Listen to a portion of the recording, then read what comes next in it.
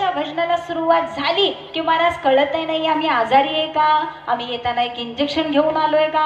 सकाळी तर माझं डोकं दुखत होतं, परंतु हरिपाठाला उभा राहिले, टाळ वाजायला सुरुवात झाली, मृदंग सुंदर वाजायला सुरुवात झाली, हरिचिंतन नामस्मरण कानावरती पडायला सुरुवात झाली की महाराज कळत नाही आमचं आजारपण गेलं कुठं. दिवसभर कष्ट करायचंय महाराज, उन्हा तानात राहायचंय, राबायचंय, आणि संध्याकाळी कीर्तनाला 9 वाजता बसलं, हरिपाठाला आलं की ते चैतन्य काय वेगळंच असतं महाराज. ठीक आहे ना. ही ताकद आहे नामस्मरणाची, ही ताकद आहे एका भजनाची. म्हणून महाराज देवाचं भजन इतकं सुंदर आहे ना महाराज, इतकं सुंदर आहे. म्हणून त्या भजनाशी गोडी लागणं अत्यंत गरजेचं आहे. त्यावेळी आम्हाला दुःखामध्ये सुद्धा सुखामध्ये सुद्धा जर खरा विसावा काय असेल तर महाराज ते देवाचं भजन आणि कीर्तन आहे.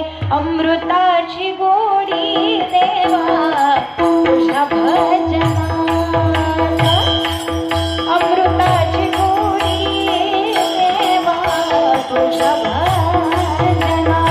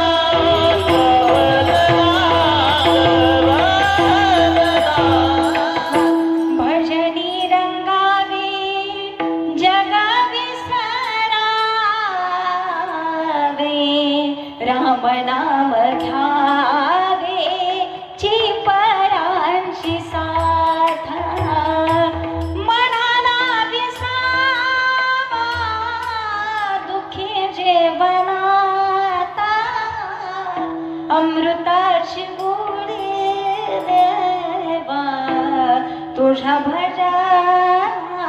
विठ्ठल विठ्ठल.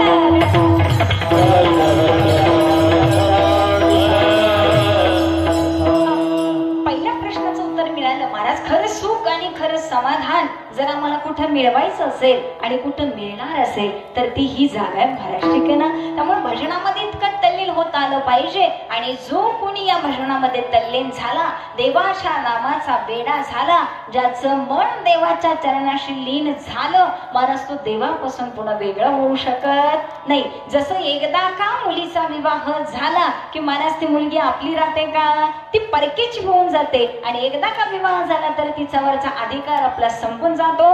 तसंच आहे महाराज. एकदा का नामस्मरणानं देवाचं नाव आपलं झालं की महाराज आपला देह सुटतो आणि आम्ही देवाचे होतो. तिथं आम्हाला देवाला सुद्धा सांगावं लागतं, देव माझा माझा माझा, देव माझा माझा माझा, देव माझा माझा, मी देवाचा.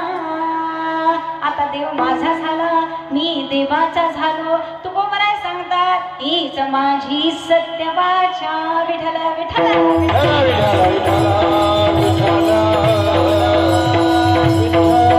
म्हणून महाराज तुकोबराने तुम्हा मला उत्तर दिलं की तुम्ही फक्त देवाच्या नामाचे वेडे व्हा.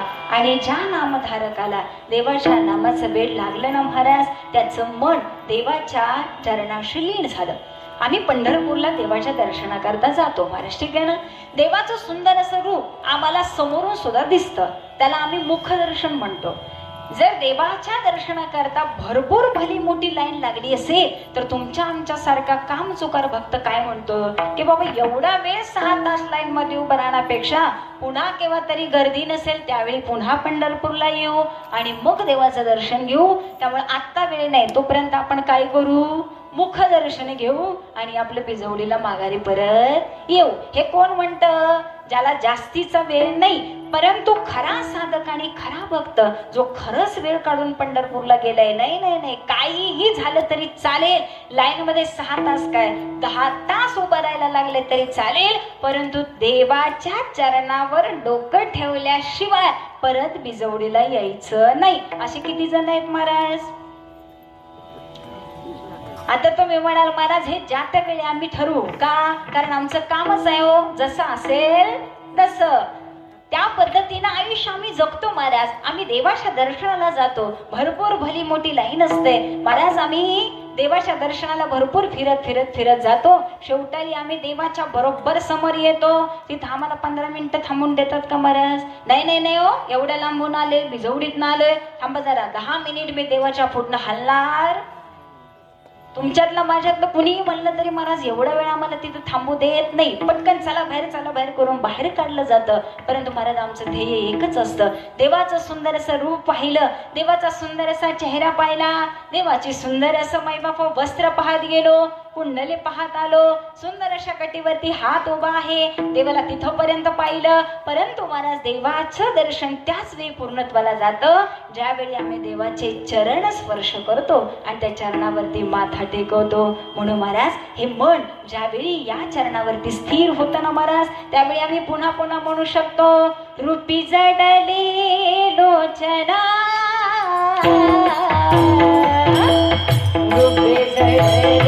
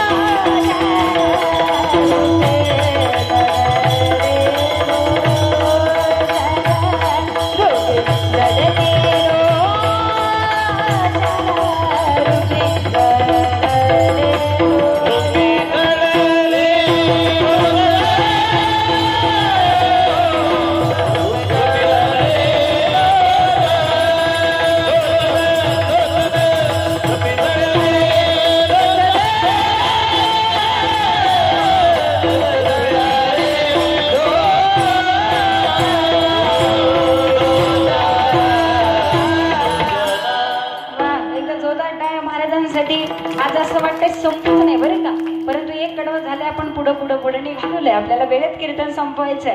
रूपी जडले लोचना पायसे रावले मन.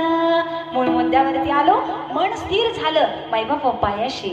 आणि याच मनाला ज्यावेळी आम्ही सांगतो ना, त्यावेळी साधू संत सुद्धा सांगतात भक्ताची भक्ती कशी असावी. कीर्तनात बसला ना तर मायबाप देहाचा कान करून त्यानं फक्त कीर्तनच ऐकलं पाहिजे बरं का.